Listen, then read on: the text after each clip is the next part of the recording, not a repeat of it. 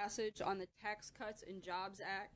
That brings us one step closer to the president making good on his promise to deliver tax cuts for Christmas. We are looking forward to the Senate vote later this evening, and the president will be monitoring these developments throughout the day. As December winds down, I thought this would be a perfect opportunity to look back at what has been, by any measure, a historic year. Nearly 1.7 million new jobs have been created, and the unemployment rate has fallen to 4.1%, the lowest rate in 17 years. The stock market reached a record high more than 60 times and closed above 24,000 for the first time in history. We've rolled back 22 regulations for every one new regulation, saving taxpayers over $8 billion and liberating America's economy from the grip of bloated government. We've withdrawn from or began renegotiating the trade deals that once threatened to destroy American industry and shipped our jobs around the world. We finally set up our nation on a path to not only energy independence, but energy dominance. We approved the Keystone XL and Dakota Access pipelines, directed the EPA to end the job-killing war on coal, and upon the tax bill's passage will have opened up ANWR to responsible energy exploration. The president has protected America's communities. We've seen the lowest level of illegal border crossings on record. We ended the Obama administration's dangerous catch-and-release policies, restoring law and order both on the border and in the interior. And we've designed and built 8 wall prototypes for the border wall. We've taken unprecedented steps to tackle America's opioids epidemic by directing the declaration of a nationwide public health emergency, and we promoted peace through strength. Under the president's leadership, ISIS has lost nearly all of its territory and its most important strongholds in Iraq and Syria. We've restored old alliances, forged new ones, begun rebuilding our military, and made it clear to the world that there is no greater ally, no more fearsome adversary than the United States of America. We've reshaped the American judiciary for generations. Justice Gorsuch was confirmed to the Supreme Court, and 22 judges have been confirmed, including a record-setting 12 circuit judges. We protected life by reinstating and expanding the Mexico City policy that protects $9 billion in U.S. taxpayer dollars from being used to fund abortion. And this evening, hopefully upon passage of the Tax Cuts and Jobs Act, the president will have delivered the most significant tax cut in the history of the nation and repealed the Obamacare individual mandate. The president has delivered on promise after promise, issue after issue, time after time, and we're just getting started. As some of you may have seen yesterday, Disney World debuted its animatronic President Trump for its famed Hall of Presidents. In the president's remarks for the exhibit, which he recorded here at the White House earlier this year, he said, "From the beginning, America has been a nation defined by its people. It's why our founders began our great Constitution with 3 very simple words: we, the people." In the coming days, political analysts will write and the talking heads will discuss what this year means, what it means for the president, what it means for the Republican and Democrat parties, and for the never-ending political theater in Washington, D.C. But I would encourage everyone to take a step outside of the Beltway bubble and consider what this year means for the American people. To the forgotten men and women around our country, you are forgotten no more. This president is with you 100%, and as this year has already proven, he will never let you down. And with that, I will take your questions. John. 2 questions on tax reform, both of them quick if I could. First of all, what's the schedule for signing? I understand this may not happen until after the Christmas break. Look, we're still working on the details of the signing, but first we want to make sure it gets passed. That's what we're focused on right now, is helping make sure we see this through to the finish in the Senate, and then we'll announce plans on what a signing would look like and where it would take place following that. Second question, the carried interest provision. This is something this is a loophole that President Trump promised again and again and again to close. The carried interest loophole is still there in this bill. Why did the president not insist on getting rid of that? Look, the president was focused and he laid out what his 4 biggest principles were that he wanted to make sure were part of any piece of legislation.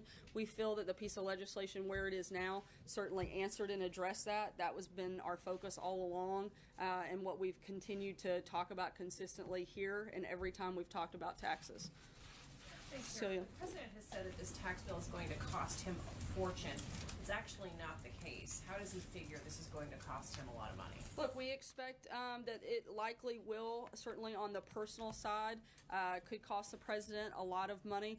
Again, the president's focus hasn't necessarily been at all on himself, but it's been on those four principles that we laid out. Number one, and priority number one, being that it helps the American middle class. We know that this bill does that, and that's one of the biggest reasons that the president has supported it, been engaged, and will look forward to signing it hopefully in the coming days. But he's going to benefit from pass-through deductions, top rate tax reduction, estate tax exemption is doubled. He's going to make money on that. Look, again, this is a tax plan that we hope benefits all Americans primarily, and priority number one is middle-class Americans. That has been this administration's focus. We feel like that is certainly addressed and been prioritized in this legislation, and we're going to be very excited to sign it hopefully in the coming days. Matthew? Thanks, Sarah. Early reports are indicating that fatal Amtrak derailment out in Washington, similar to the 2015 derailment in Philadelphia, could have been prevented by positive train control, which Congress back in 2008 mandated was supposed to be on all lines by 2015. That's been pushed back, and it's only on a quarter of passenger lines right now. Is this White House considering any steps to speed up the implementation of positive train control to stop these kinds of accidents? Right now, we're continuing to review and investigate exactly what took place yesterday, and once we have a more detailed determination on that, we can take steps to prevent things like this from happening in the future. John? Thanks a lot, Sarah. You ticked off a number of accomplishments that you see the president has made in this first year in office. Why are his approval ratings mired in the mid to upper 30s despite those accomplishments? I think oftentimes because while the president and this administration has been very focused on how we can better help the American people, I think oftentimes the media is focused on other things, certainly not talking about the growing economy, certainly not talking about the crushing of ISIS, not talking about the creation of jobs. If you look at the amount of time that is spent on negative coverage of this president, 90% of the coverage is negative about this president when, as you just said, I listed off a number of things that have been pretty historic in nature in this first year. And if people were focused a lot more on those things in the media, I think that his numbers would be a lot higher. We anticipate that they're going to go up as more and more of these things continue to happen, and particularly as more and more people start to feel the impact of the booming economy, the tax cuts that will take place later tonight and go into effect in the first part of February. I think those are all things that are going to help boom our numbers. And separately, Sarah, just if I may, Matthew Peterson, since we last met, withdrew his judicial nomination. There's been a viral video of his inability to answer some basic legal questions when he went up before his confirmation hearing. How did he sort of slip through the cracks? Why was he nominated? And are you doubling up your effort here at the White House, over at DOJ, to make sure that your judicial nominees can answer those basic questions when they go up to the confirmation hearings? Look, the president's judicial selection process has led to a historic pace of confirmations, including 12 circuit court justices and a Supreme Court justice. Every administration has individuals that don't go all the way through the process. We've had 60 nominees and only 3 that haven't gone through this process. That individual has withdrawn, and we're going to make sure that we fill that spot with a really strong and good qualified candidate. Dave? Thanks. Where was the president watching when the House voted, and did you see his reaction? What did he do? I'm not sure. I'll have to circle back with you on that. I was getting ready to come out. I was watching to make sure I didn't make you guys wait too much longer. One thing on nominations. Can you explain, now that we're near the end of the year, why the president has submitted far fewer names to the Senate for nomination than his predecessors at this point in his term? Look, we've been focused on filling positions as quickly as possible, but at the same time, the president has said before he doesn't think that every single position in the government needs to be filled. He's going to cut back on some of those positions. We've been focused on some of the top priority places, and we're going to continue filling out individuals. But we've also seen a massive slowdown and obstruction by the Democrats. Hopefully they'll continue to push our people through, particularly in individuals that were held up, whether it's in the judiciary or something that falls under the national defense profile. Blake? Thank you. Let me ask you a couple questions, pick up where John Roberts left off. He asked you about the carried interest loophole. You said essentially that it fell within the president's four main principles that he laid out. How is keeping the carried interest loophole, or at least a portion of it, good for the middle class? Look, the big priorities that we had, I'll go back, were make it easy, make it fair, win again, and bring it home. We feel like this tax legislation certainly does that. There were provisions that were put in place that directly help and benefit the middle class. They see more of their money come home. They see child care tax deductions double. There are a lot of things that are going to impact the middle class, and we feel like those things address the need to really help give them that boost, and we think that this absolutely will. Let me ask you this way. An individual who makes roughly $83,000 would pay about 24% with their rate. Somebody who benefits a millionaire, tens of millions, potentially hundreds of millions, if not more, still might pay 24% on that money. Does the White House believe that somebody who makes $83,000 paying as somebody who's potentially hundreds of millions, do you guys believe that is fair? Look, again, I'm not going to get into a back and forth on a detailed hypothetical situation that I don't have in front of me and that I can't quickly do the math on, but I can tell you we feel like this plan fully addresses helping the middle class, giving the majority of middle class Americans more of their money back, and that's what we've been focused on, and we feel confident in that. Jordan? Thanks, Sarah. I actually want to ask about UFOs. Several media reports this week disclosed I was going to say, I don't know if that's a coincidence or not. I feel like I already want to pass on this question, given that you've got aliens sitting among you. Several media reports disclosed the existence of a secret Pentagon program that was researching UFOs, funding right now for that in 2012. Does the president believe in the existence of UFOs, and would he be interested in restoring funding for that program? Somehow that question hasn't come up in our back and forth over the last couple days, but I will check into that and be happy to circle back. Jennifer?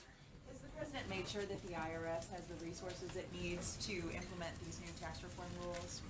We understand that they're fully prepared to take action immediately, and that people will see the benefits of this tax package. And that they're fully prepared to take action immediately, and that people will see. To follow up on a couple of questions, were you saying that this particular judicial nominee who's withdrawn after this viral video of his inept performance at the confirmation hearing didn't properly go through your preparation and vetting process? No, I didn't say that. I said that we have been focused on pushing forward good candidates. We've put forward over 60 nominees. We've had 3 individuals that have had to withdraw. That individual was one of them. Good candidates. We've put forward, we are focused on over 60 nominees. We've had 3 individuals that have had to withdraw. That individual was one of them. And we are focused on making sure we fill that position with somebody that would.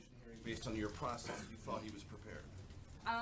We, again, are looking always for the best and brightest, and when we felt like that wasn't necessarily the right person for that position, he has withdrawn his nomination. We haven't continued to go forward. That is pretty standard in most administrations. In fact, every administration prior to us has had to withdraw nominees. We've had to withdraw 3 out of 60.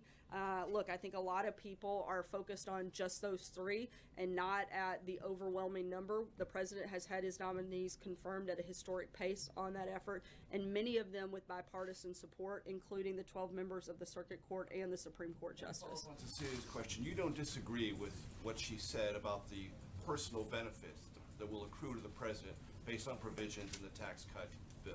I said that we expect they will benefit him personally. Look, I said that in some ways, particularly on the personal side, the president will likely take a big hit, but on the business side, he could benefit. But the biggest focus for this White House has been to make sure all Americans are better off today after this tax package passes than they were beforehand. We really focused on invigorating the middle class and making sure they got more of their hard-earned money, and we think that that'll happen in this package. No. Sarah, you said the focus is on the middle class. Why was one of the last provisions put in lowering the top bracket, and did the president support that, and why did he, if he did not support it, why did he not insist that that not be added at the end? Look, some of the back and forth, we respected the process. A lot of that took place in the House and Senate. We've been engaged in that process, but we laid out what our 4 priorities were. We wanted to make sure those happened. That was our focus in the process, and we felt like those priorities were met. Does that help the middle class to lower the rate for the bracket for the top individual earners? Some economists think that it does, and I'd be happy to refer you to some of them that it would give you a very deep dive and get into a very wonky conversation on it. A lot of people think that that does impact and can help the middle class, and be happy to set you up with those folks later. Peter? Sarah, what do you say to the millions of Americans who could and likely will end up paying more because the individual mandate is repealed in this tax plan? We've maintained all along that we think that that is the right step. Look, most Americans want to keep more of their money. This plan does this. Most Americans want to get rid of the special interest loopholes that benefit the rich. This plan does this. They want to simplify the tax code to make it easier for them to file their taxes. This does this. And when you look at the actual elements of the bill in front of the American people, they overwhelmingly support it. By even a lot of Democrats' support has picked up when you look at the elements in the bill. To be clear, though, on the individual mandate specifically, you will acknowledge that many Americans will end up paying more as a result of it being repealed, correct? Look, we've said all along that our healthcare system is broken. It has to be fixed. It's not sustainable. This is one step in that process. We're going to continue moving forward and looking at the best ways to improve our healthcare system, and we anticipate that being a big part of our focus next year. To be clear, so for the time being, they'll have to swallow paying more until that resolution comes. I don't think that's necessarily the case. And we, again, are committed to fixing the system as a whole and not just looking at one element of it. And this is certainly a big step in the right direction and something that has to happen because the system that we're in right now is simply unsustainable. Jackie? Sarah, as women around the country continue to speak up about sexual harassment in the workplace, I wanted to check in with you and see if the president and this administration is considering any legislative fixes to protect women from harassment. There are two notable bipartisan bills that have recently been introduced. This is Gretchen Carlson's bill to remove arbitration clauses from employee contracts and the Congressional Harassment Reform Act, which would require members of Congress to be found personally liable for harassment settlements and allow victims to speak publicly about their cases.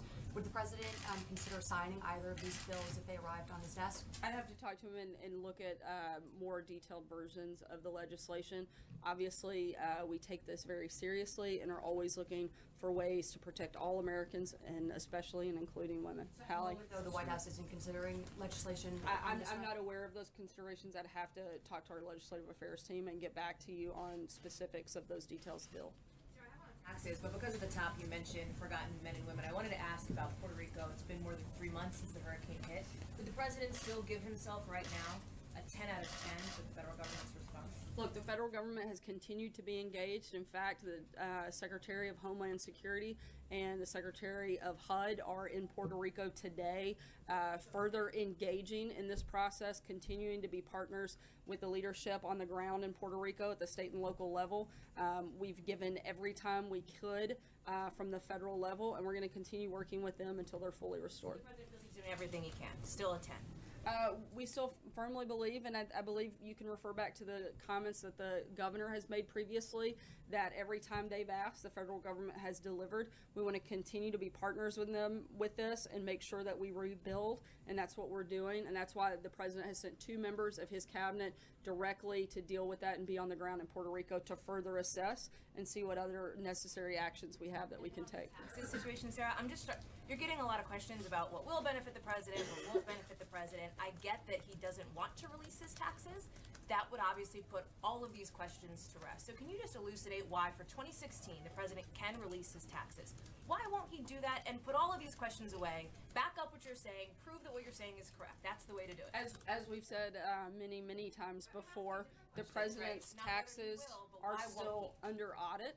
And until that is completed, then we wouldn't move forward on putting his taxes out. I guess I'm asking the why part of it, Sarah, and I don't mean to belabor it, but I understand that the president wants to wait until after the audit. I don't think I'm it's asking that complicated. Why. As long as they're under audit, he's not going to release his taxes. His taxes are under audit, so he's not going to release those taxes. John? These questions direct, he doesn't worry about that? I think we've addressed this a number of times. I'm not sure why answering it another time will make the answer any different. John? I have 2 questions on Russia. First, the Kremlin has recently threatened Twitter with a complete shutdown throughout Russia if it continues to carry the Twitter account of what they call undesirables, notably the dissident Mikhail Khodorkovsky's Open Russia group. They've made a similar threat to YouTube recently. What's the administration's reaction when the Russian government wants to shut down American-run businesses, bringing an expression of opinion to their country?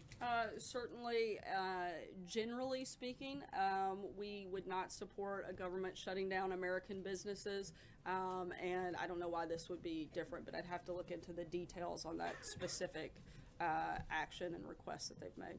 The other thing on Russia, Senator Rubio has introduced legislation to name the street in front of the Russian embassy here after the slain Russian dissident Boris Nemtsov. Senator Corker has blocked it. Does the administration have an opinion on this at Not all? that I'm aware of. Nita? I wanted to ask you about the path forward on the export-import bank. Now that the Senate committee is saying that Scott Garrett's name shouldn't go forward, does the White House think that it needs to name someone else to Look, run? we're going to work with the committee on a path forward. That hasn't yet been determined. We're certainly very disappointed in the Senate Banking Committee missed an opportunity to get the export-import banking fully functioning again, and we're going to work with them to determine the next steps. On his name or someone else? More generally speaking, just a path forward. We'll let you know if it's going to be with that individual or a different plan. Brian? Just a couple of quick follow-ups. First on Matthew, he was asking about Amtrak. There was a budget request, as I understand, from the president for $630 million reduction in the long-distance Amtrak routes. Because of the accident in Washington, do you plan on revisiting that issue? On Matthew Peterson, the three that were turned down, it's our understanding that they had close ties to the White House. So you're going to try to change the vetting process? And then finally on the one on UFOs. Let me start and do one at a time because I'm not going to remember all of those questions. The one on UFOs If was the we last pack we'll see if we can get to all of that. The first one was on judicial nominees. Well, the first one is on the Amtrak. This is why we didn't skip and let you take three. Yeah. So on Amtrak, as I told Matthew a few minutes ago, we're going to wait until that investigation is complete. There's a more thorough review, and we'll talk about next steps once that's done. In terms of the judicial nominees, I've walked through that a couple of times now. We have put through nominated 60 individuals. Only 3 have had to withdraw or not gone forward in some capacity, and that's pretty standard for any administration. Every administration ahead of us has had similar challenges where they've either withdrawn or not gone forward. Their ties to the White House, because it's looked upon as those were friends of the White House, and that's why they got that nomination. Are you going to change the vetting process? Are you going to look at it more closely? I think if we were so focused on friends that were close to the White House, those individuals would be moving forward and not having withdrawn. James. Sarah, the new national security strategy specifically calls out Russia for using subversive tactics to interfere with the affairs of other countries. Why didn't the president use that kind of aggressive language in his speech yesterday? Look, the president has weighed in on Russia and his feelings on that a number of times. The policy and the strategy put forth in that very detailed paper was that of the president, and it reflects his views. And, you know, he's didn't read every single page of it word for word. I'm sure you're all thankful for that, because we certainly could have. Maybe I should do that for the next briefing. But look, the president's been clear what his position is. We've been tough on Russia. We've put sanctions on Russia. We've imported energy and impacted them in a big way. The president has not been soft in this process. He chose to focus on different things in the speech, but those things were included in the national security strategy because they're important and they're part of the administration's viewpoints. Jill? Thanks, Sarah. 2 things. Firstly, just wanted to go back to the Scott Garrett issue. Does the president at this point regret having nominated someone who had advocated previously getting rid of the Export-Import Bank to leave it?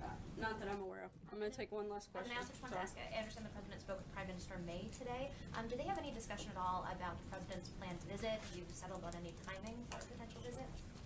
That invitation has been extended and accepted, and we're working with them to finalize the details, which we expect to announce soon, and we'll keep you guys posted on that once that's finalized.